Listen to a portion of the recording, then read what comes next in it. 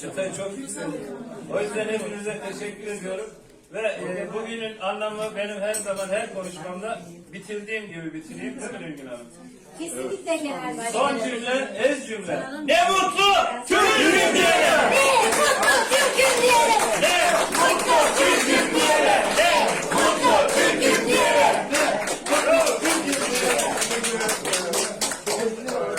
Nazarınıza bizim adamlarımız, veteranın arka veteranı, gazimiz, şairimiz, onu bir şehri var, buyurun.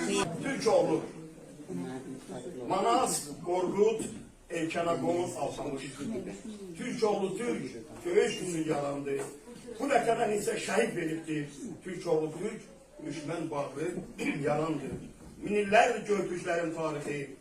Başkır, Suvak, Türk diyar Altaylar, Oğuz, Qıpçaq, Səlcuq, Əfşar, Uyğurlar, bu tayfalar igidliyin timsalı, uzaq tanrı, böyük türkü uğurlar. Özbək, Qazaq, Qırğız, Tatar Türkmenlər, Azərbaycan Türklərin bir qoludur, sarsılmazdır, yenilməzdir Türkiyə, Türk birliği bölünməzdir, uludur. Nə mutludur, mən də Türkəm deyənlər, Türk göstərər hünər, qeyrət, cəsarət, əldə qılınc, daim atın belində. Türkoğlu Türk sevməz qandal, əsarət. Türkoğlu Türk dünyaya sülh arzular. Namət düşmən Türkoğluna şər atma. Türk götürməz yalan, böhtan, qınağı.